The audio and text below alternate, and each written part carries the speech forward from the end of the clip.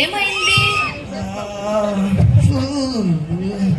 మనం ఏం చేసాము? మనం ఏం తప్పు చేసామని?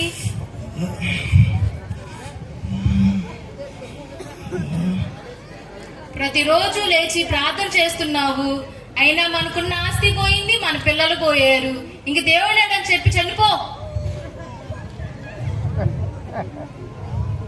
మూర్ఖురాలు మాట్లాడినట్లు మాట్లాడకు. మనం యెహోవా వల్ల మేలు మాత్రమే మనం అనుభవించడానికి అర్హతలు కదా, మనం కీడు కూడా అనుభవించాలి.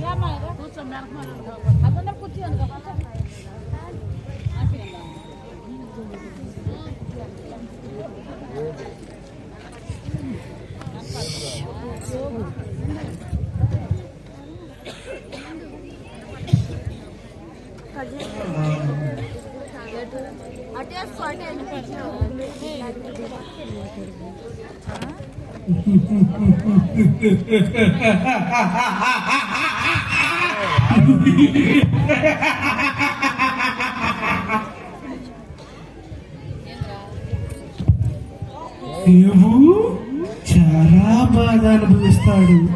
తనకు ప్రాణం పోసినందుకు దేవుణ్ణి దూషిస్తాడు.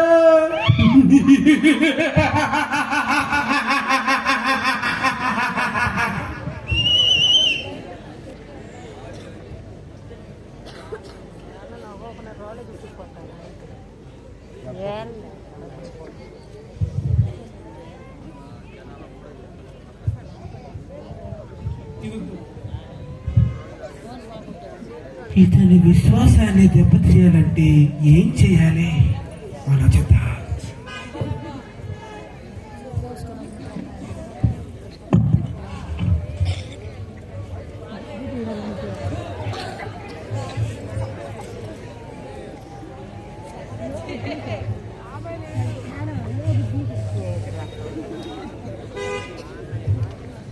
ఏంటి, ఇతను మన ఫ్రెండ్ యోబేనా? యోబే ఈ విధంగా మారాడేంటి? దేవుని యందు ఏమన్నా అపకార్యం ఏమన్నా చేశాడా? పదండి వెళ్ళి చూద్దాం.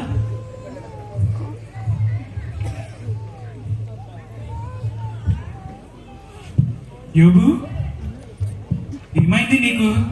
దేవుని యందు యథార్థంగా ఉంటావు, అన్ని వేళలా దేవునికి ప్రార్థిస్తూ ఉంటావు.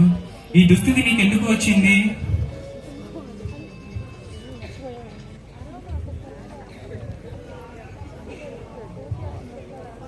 అయ్యో యోబు, మీ పిల్లలు చేసిన పాపాలకి దేవుడు వాడికి ఫలితం ఇచ్చాడు. ఇప్పుడైనా సరే నీ బ్రతుకును మార్చుకో, దేవుడి వైపు తిరిగి బ్రతుకు.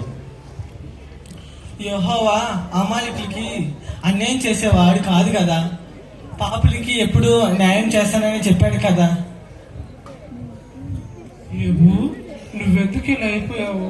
నిన్ను చూస్తుంటే మాకు చాలా బాధగా ఉంది.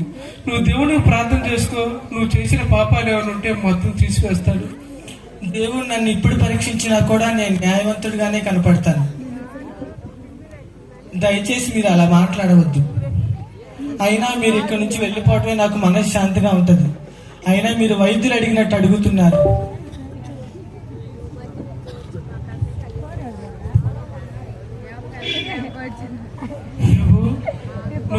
నీ దగ్గరికి మేము ఎందుకు వచ్చాం? నీ మంచుకోవటానికే కదా. అసలు అనవసరంగా వచ్చావు ఏబు నీ దగ్గరికి. మేము చెప్పిన మాట వినొచ్చు కదా. దేవుడు చెప్పింది వినుదే ఏబు. అన్ని మంచిగా చెబుతా, నీకు అంతా మంచిగా జరుగుతుంది. యెహోవాయే అంతా చూసుకోండి. అసలు అనవసరంగా ఇతని దగ్గరికి వచ్చాము. పదండి వెళ్ళిపోదాము.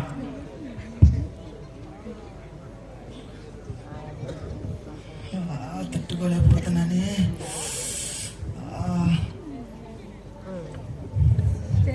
యెహోవా నా దేవా, నాకు 2 మనవలు దయచేయము.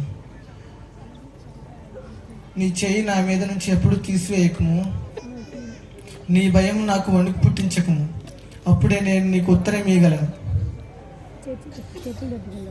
నా మాట వినడానికి నాకు ఒకటి కావాలను. సర్వశక్తుడైన దేవుడే నాకు సహాయం చేయగలడు.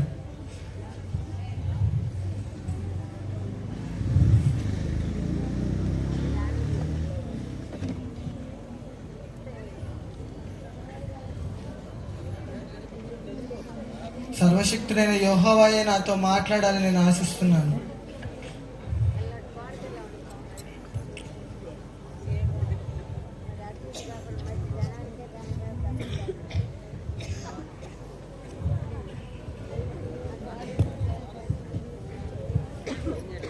యోబు, జ్ఞానము లేని మాటలు చెప్పి ఆలోచనలు చెరుపుచున్న వీడెవడు? పౌరుషం తెచ్చుకొని నీ నడుము బిగించుకొనుము. నేను నీకు ఒక ప్రశ్న వేయుదును, నీవు దానిని నాకు తెలియజెప్పుము. నేను భూమికి పునాది వేసినప్పుడు నీవెక్కడ ఉంటివి? నీకు తెలిసిన ఎడల దానికి పరిమాణం నియమించిన వాడెవడో చెప్పుము. దాని పునాదులు దేనితో కట్టబడినవో చెప్పుము. ఆక్షేపణ చేయి చూచువాడు సర్వశక్తుడకు దేవునితో వాదింపవచ్చునా? దేవునితో వాదించువాడు ఇప్పుడు ప్రత్యుత్తరం ఇయ్యవలెను.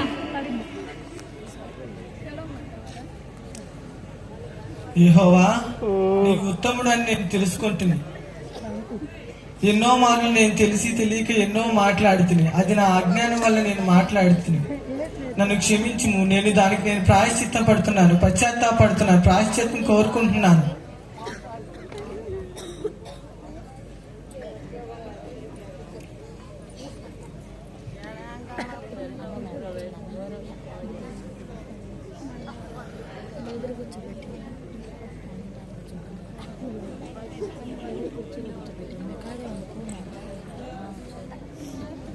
నిజమైన దేవుడు నీవే అని, నీవు అన్నీ చేయగలవని, సమస్తము సమకూర్చేవాడు నీవే అని నేను తెలుసుకున్నాను.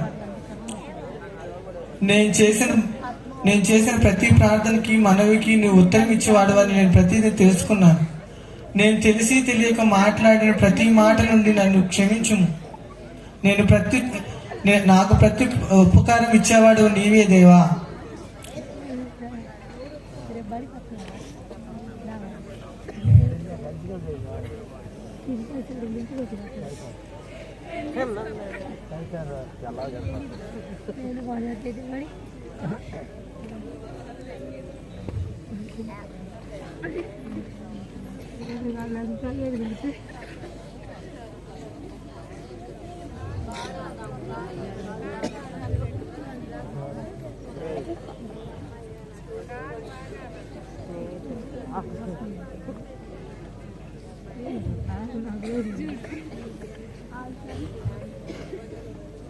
యోబు, మమ్మల్ని క్షమించు.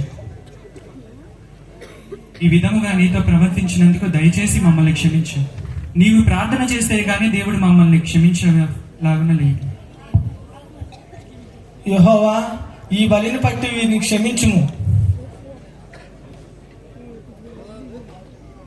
యోబు స్నేహితులారా, నా సేవకుడైన యోబు పలికినట్లు మీరు నన్ను గూర్చి యుక్తమైనది పలుకలేదు గనుక నా కోపము మీ మీదను మీ ఇద్దరి స్నేహితుల మీదను మండుచున్నది.